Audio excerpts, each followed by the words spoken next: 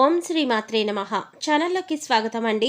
ఈ వీడియోలో 2024వ సంవత్సరంలో శ్రీరామనవమి ఏ తేదీన వచ్చింది, నవమి తిథి ఎప్పటి నుంచి ఎప్పటి వరకు ఉంటుంది, ఏ సమయంలో పూజ చేసుకోవాలి, అలాగే స్వామివారికి ఏ నైవేద్యాలు సమర్పించాలి, అలాగే రాముడి అనుగ్రహం కోసం ఏ శ్లోకాన్ని పఠించాలి అనే అంశాలతో పాటుగా శ్రీరామనవమి యొక్క విశిష్టత గురించి కూడా ఈ వీడియోలో మనం వివరంగా తెలుసుకుందాం.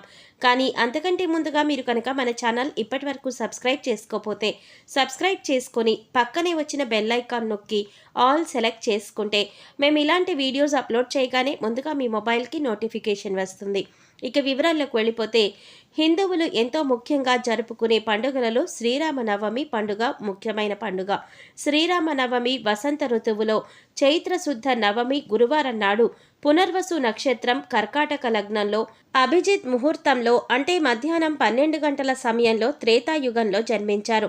ఆ మహనీయుని జన్మదినాన్ని ప్రజలు శ్రీరామనవమిగా జరుపుకుంటారు.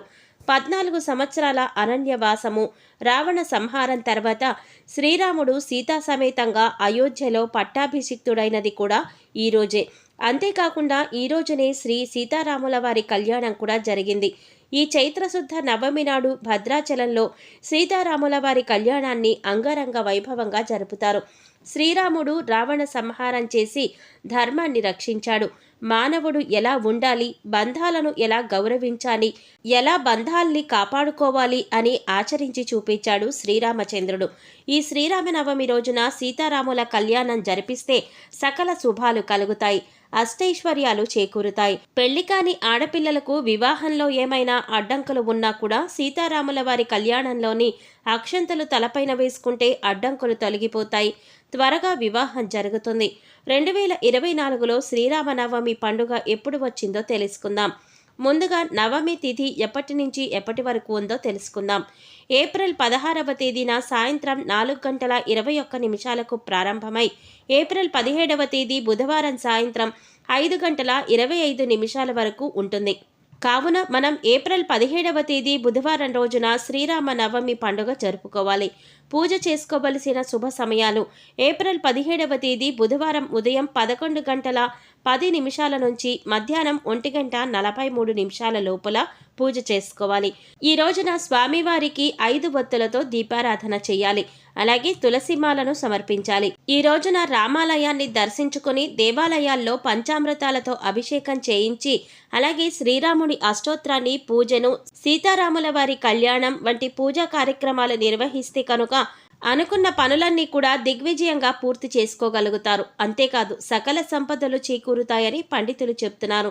అలాగే శ్రీరామనవమి రోజున శ్రీరామదేవుని కథ వ్రతాన్ని కూడా ఆచరిస్తే చాలా మంచిది. అంతేకాదండి, ఈ రోజున పూజ చేసే సమయంలో శ్రీరాముని అష్టోత్రాన్ని, శ్రీరామ రక్షా స్తోత్రాన్ని, అలాగే శ్రీరామనవమి రోజున శ్రీరామదేవుని కథా వ్రతాన్ని కూడా ఆచరిస్తే చాలా మంచిది. అంతేకాకుండా ఈరోజు పూజ చేసే సమయంలో శ్రీరామ అష్టోత్రాన్ని, శ్రీరామ రక్షా స్తోత్రాన్ని, శ్రీరామ సహస్రాన్ని, అలాగే శ్రీరామనవమి రోజున విశేషంగా శ్రీరామ రామ రామేతి రమే రామే మనోరమే సహస్రనామ తత్తుల్యం రామనామ వరాననే ఈ శ్లోకాన్ని నిరంతరం జపిస్తూ ఉండడం వల్ల విశేషమైన పుణ్య ఫలితం లభిస్తుంది. ఇవేమీ రావు అనుకునేవారు కనీసం శ్రీరామ నామాన్ని రోజంతా కూడా జపిస్తూ ఉండడం వల్ల విశేషమైన పుణ్య ఫలితాన్ని పొందుతారని, పూజా ఫలితాన్ని పూర్తిగా పొందవచ్చని పండితులు చెప్తున్నారు. ఈ రోజున స్వామివారికి నైవేద్యంగా పానకం, వడపప్పు, చలిమిడి, అలాగే కమలకాయలు, అరటిపళ్ళు మొదలైన వాటిని నైవేద్యంగా సమర్పించాలి.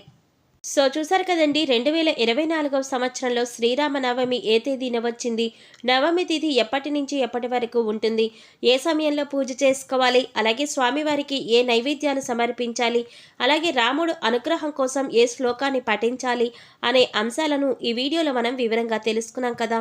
ఈ వీడియో మీకు నచ్చినట్లయితే లైక్ చేసి మీ ఫ్రెండ్స్ అండ్ ఫ్యామిలీ మెంబర్స్తో షేర్ చేసుకోవడం మాత్రం మర్చిపోకండి. అలాగే ఇప్పటి వరకు మన ఛానల్ కనుక సబ్స్క్రైబ్ చేసుకోకపోతే సబ్స్క్రైబ్ చేసుకుని పక్కనే వచ్చిన బెల్ ఐకాన్ నొక్కి ఆల్ సెలెక్ట్ చేసుకుంటే మేము ఇలాంటి వీడియోస్ అప్లోడ్ చేయగానే ముందుగా మీ మొబైల్కి నోటిఫికేషన్ వస్తుంది. మరో చక్కటి వీడియోతో మళ్ళీ కలుసుకుందామండి. ఓం శ్రీమాత్రే నమః.